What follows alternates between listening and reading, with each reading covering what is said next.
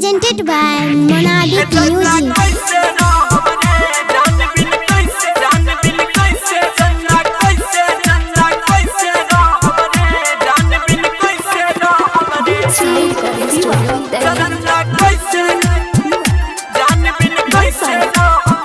Singing by Gaurav Thakur.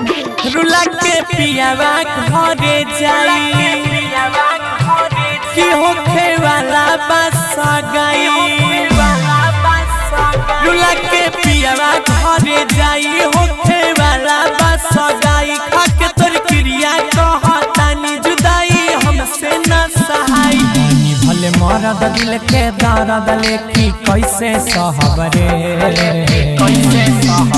जाके करा तू समझावा हमरा दिल के बात बतावा। ए चंदा कैसे रहबरे जान बिन कैसे रहबरे। चंदा कैसे रहबरे जान बिन कैसे रहबरे।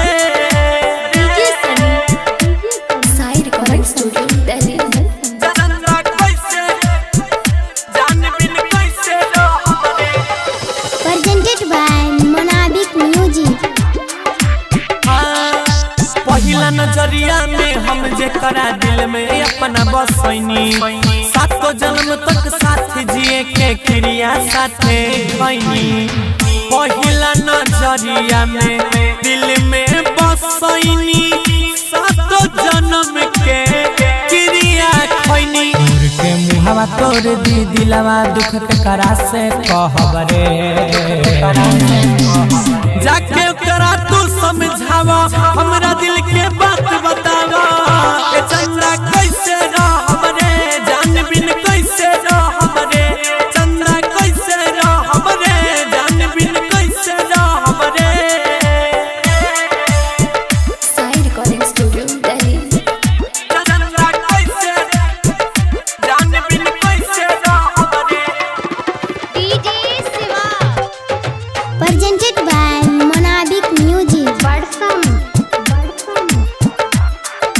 हाँ, जैसे चकोर के खाती तू जागेला भर रतिया वैसे हम जिया तनी देख के ओकर सूरतिया।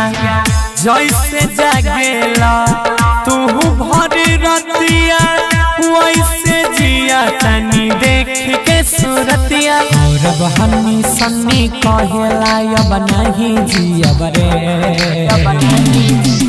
जाके करा तू समझावा हमरा दिल के बात बतावा। ए चंदा कैसे रहबरे जान बिन कैसे रहबरे। चंदा कैसे रहबरे जान बिन कैसे रहबरे। Presented by Monadic Music.